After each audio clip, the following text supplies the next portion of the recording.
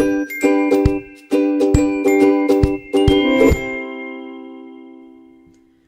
I'm Claire from the Study Gurus. This is our second video about writing study notes. In this video, you'll learn how to actually make effective study notes. It's a practical guide about what you actually do when you sit down at your desk to make your study notes. Before I launch in, I want to premise this by repeating one of our mantras that is, everything to do with studying needs to be done in a way that works for you and nobody else. So every time I talk about a particular study technique, take that with a grain of salt and think about whether it's going to work for you. Even better, give it a go and see if it does work for you or not.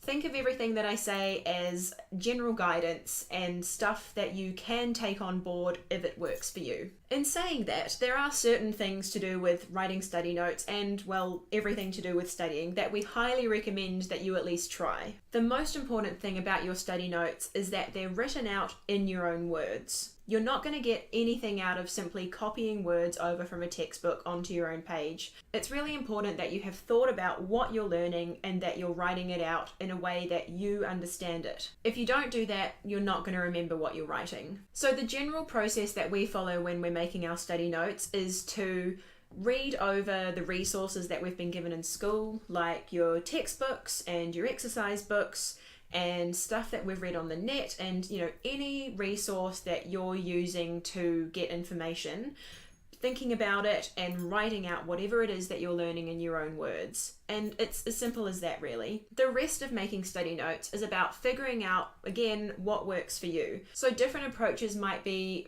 say, writing out really long detailed sentences versus shorter hand bullet notes, or you might like to use a combination of those two things. So even though there is a preference, I would probably start out by writing fuller sentences, particularly for the things that you don't understand as well, or the really tricky topics, and then working towards using more shorter hand for the stuff that you already understand really well. As mentioned, writing study notes is not just about the words. Incorporating things like diagrams into your study notes can be an incredibly powerful learning tool. Lots of us are visual learners, or at least partly visual learners, so it's really important that we're drawing together these other learning techniques and putting them into our study notes because they are such an important part of exam study. So whether you want to print off pictures from the net or draw your own diagrams, any approach is absolutely fine.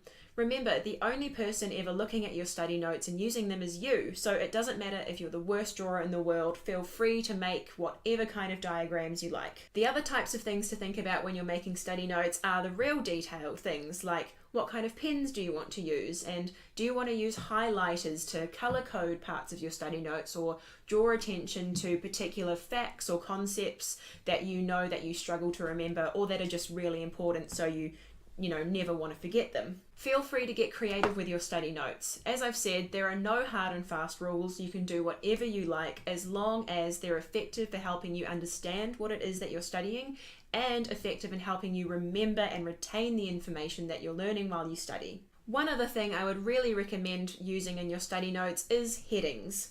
Headings are great because they make everything easier to read, particularly when you're using your study notes later on and you need to find stuff.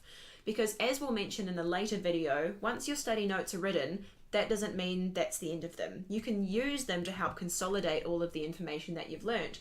So I would really recommend making sure that your study notes are full of headings and subheadings and anything to make them reasonably structured and easy to find information for later on. In our next video about study notes, we'll talk about how to use them once they're written. So as I said, once they're written, you don't just put them in a drawer and forget about them. You can use them and harness them and squeeze every drop of juiciness out of them right up till the day before an exam. So look out for that video coming up.